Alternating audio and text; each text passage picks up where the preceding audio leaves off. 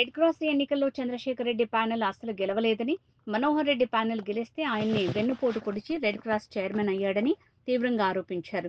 మంత్రి నారాయణపై లేనిపోని ఆరోపణలు చేస్తున్న చంద్రశేఖర్ రెడ్డి, నారాయణ హాస్పిటల్ ద్వారా ప్రజలకు చేస్తున్న మంచి గురించి కూడా ప్రజలకు వివరించాలని సూచించారు. నెల్లూరు సిటీ అసెంబ్లీ నియోజకవర్గంలో గత 2 నెలలుగా పెద్ద నాయకుడిగా ఫీల్ అవుతున్నారని ఆగ్రహం వ్యక్తం చేశారు. చంద్రశేఖర్ రెడ్డి రాజీనామాకు మంత్రి నారాయణకు సంబంధం ఏంటని ఆయన ప్రశ్నించారు. రెడ్ క్రాస్ ఎంఓయూ గురించి అడిగితే తప్పేంటని అన్నారు. చంద్రశేఖర్ రెడ్డి విద్యా సంస్థల జోలికి ఎప్పుడూ మంత్రి నారాయణ గారు వెళ్లలేదని, కానీ గత ప్రభుత్వంలో నారాయణను జగన్ ఎలా ఇబ్బంది పెట్టాడో అందరికీ తెలుసునని ఆనం వెంకటరమణారెడ్డి అన్నారు. ఈరోజు సింపుల్గా మేము అడుగుతున్నాం, నారాయణ ఇది చేశాడు, నారాయణ సార్ అది చేశాడు, నారాయణ సార్ చాలా చేశాడు, అవి కూడా చెప్పు.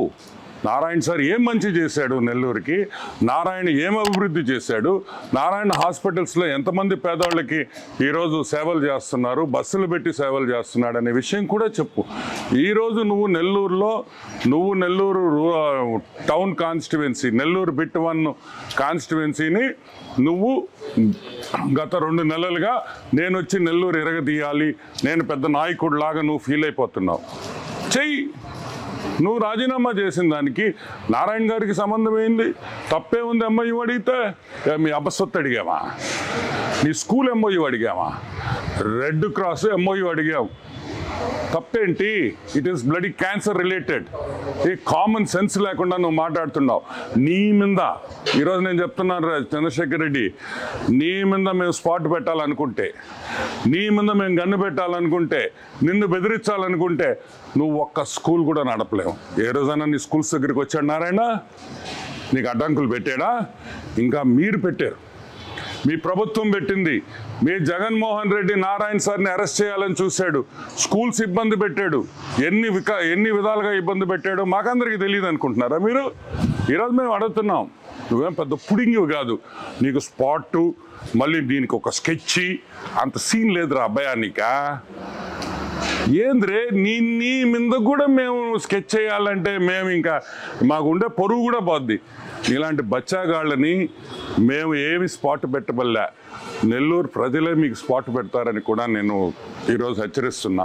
ఇంకొక విషయం, రెడ్ క్రాస్లో నీ కాలేజీ వాళ్ళు, మీ దగ్గర ఉండే టీచర్లు, నీ స్టూడెంట్లు అందరూ సభ్యత్వం మేము అడుగుతున్నాం.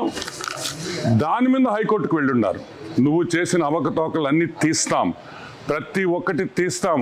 రెడ్ క్రాస్లో నువ్వు చేసిన అవినీతి చరిత్రను కూడా బయటకు తీస్తామని కూడా మనవి చేస్తున్నా. ఇంకొకటి కూడా, ఇది ఓన్లీ వార్నింగ్.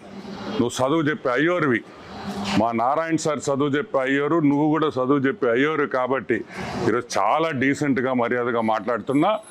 దయచేసి ఇంకొకసారి నారాయణ సార్ నిన్ను బెదిరించుంటే 100% ప్రూఫ్తో రా. ఇంకొక విషయం, అన్నీ తీస్తాం. రెడ్ క్రాస్కి నారాయణ సార్ న్యాయం చేస్తారు.